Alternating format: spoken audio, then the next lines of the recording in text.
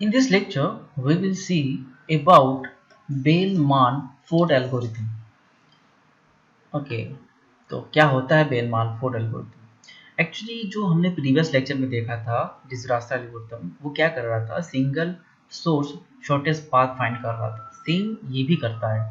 क्या करता है? Single source shortest path find करता है। बट वहाँ पे क्या होता था? डिजरास्टर एल्गोरिथम क्या होता था? वहाँ पे सिर्फ पॉजिटिव वेट ही पॉसिबल थे। अगर नेगेटिव वेट आ जाता था तो वहाँ पे प्रॉब्लम होती थी, वहाँ पे सॉल्व नहीं कर पाते थे। ठीक है, तो उस प्रॉब्लम को सॉल्व करने के लिए हमारे पास नया एल्गोरिथम आया, बेलमान-फोर्ड एल्गोरिथम।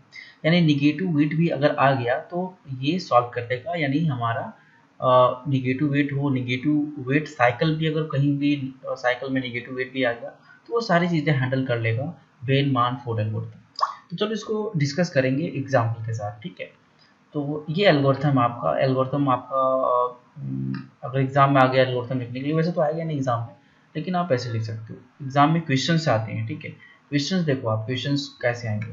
तो आपको गिवन ग्राफ होगा, ये आपका गिवन ग्राफ दिया रहेगा। ठीक है, दिया रहेगा और एक सोर्स बताएगा कि आपको एक सोर्स लेना पड़ेगा और सोर्स से आपको फाइंड करना है सिंगल सोर्स शॉर्टेस्ट पाथ, यानी शॉर्टेस्ट पाथ फाइंड करना है अदर वर्टिसेस के लिए। ठीक है, तो आपको जैसा कि मैं बताया था, वहाँ भी हम लोग इनिशियली इसका जो मिनिमम जो डिस्टेंस होती थी जीरो कंसिडर करते थे सोर्स का, और जो अदर वर्टिसेस होते थे इनिशियली हम इनफाइनाइट कंसिडर करते थे। यहाँ पे देख सकते हो, है ना, इनफाइनाइट कंसिडर कर रहे हैं, इनफाइनाइट कंसिडर कर रहे हैं, इनफाइनाइट कंसिडर कर रहे हैं, जैसा कि डिसग्रास्टल एल्गोरिथम में करते थे। ठीक है, लेकिन यहाँ पे एक चीज़ और आ गया, यहाँ पे नेगेटिव वेट भी आ रहा है। वहाँ पे क्या होता था डिसग्रास्टा में? सिंपल सिर्फ और सिर्फ पॉजिटिव वेट ही कंसीडर करते थे, लेकिन यहाँ पे नेगेटिव वेट भी आ गया है। तो इस टाइप की प्रॉब्लम बेलमान फोर्ड से ही सॉल्व किया जा सकता है।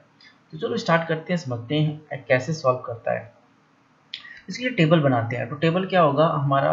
एक्चुअली जो ए है हमारा क्या है? सोर्स है।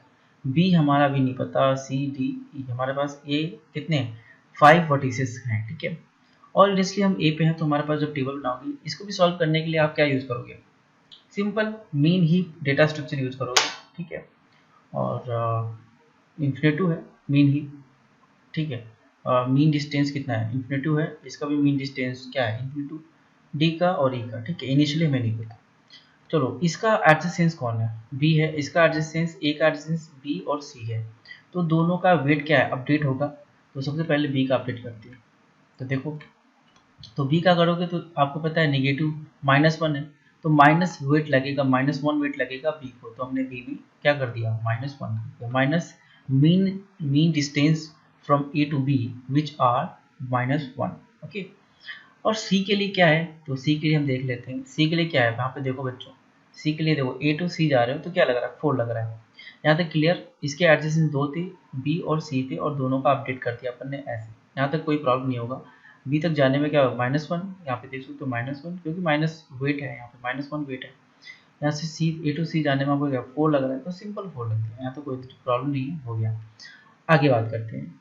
अब देखो, अब बी का एडजेसेंस देखेंगे। ठीक है, बी का एडजेसेंस देखेंगे, सी का एडजेसेंस देखेंगे।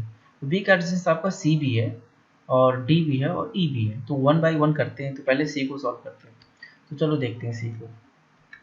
अगर तुम बी के थ्रू, ए से बी तो तुम गए, कितना लगा आपको? आपको लगा -1।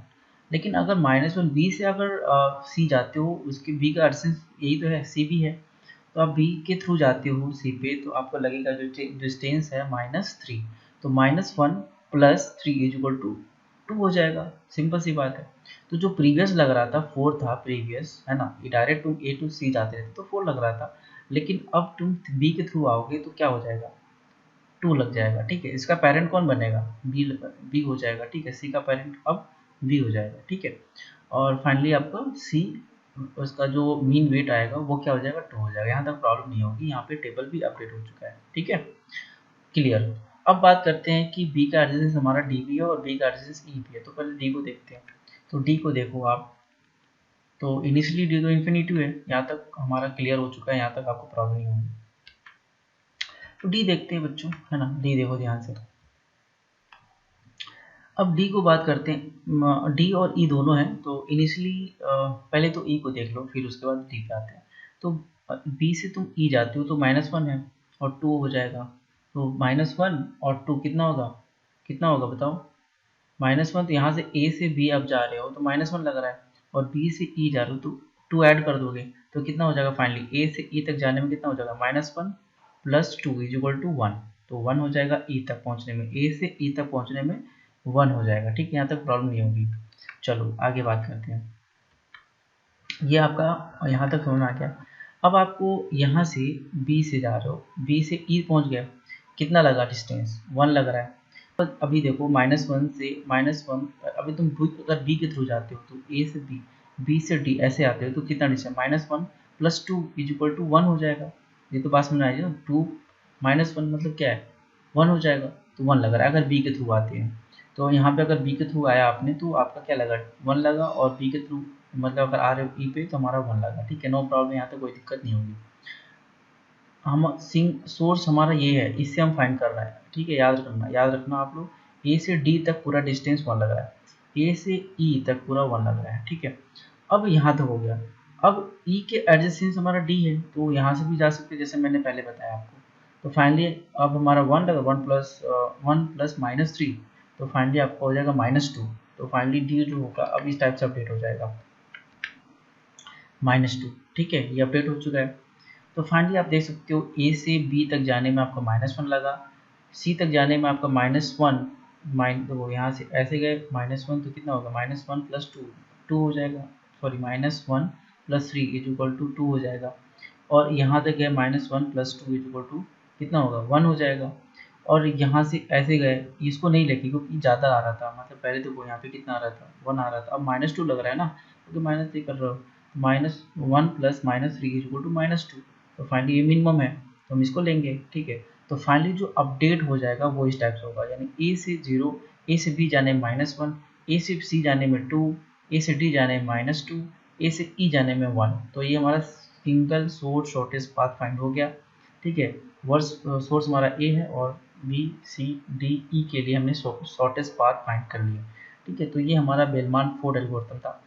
इसकी जो कॉम्प्लेक्सिटी आती है वो होता है, इसकी जो कॉम्प्लेक्सिटी आती है, ध्यान देना, इसकी जो कॉम्प्लेक्सिटी आती है वो v इंटू ई होती है। ठीक है, v क्या होता है, नंबर ऑफ वर्टिसेस, ई होता है नंबर ऑफ एजेस। ठीक है, तो इसकी एल्गोरिथम जैसे कि अकॉर्डिंग टू एल्गोरिथम तो हमारा जो कॉम्प्लेक्सिटी आती है वो v इंटू ई होती है, वीगो ऑफ ई इंटू वी।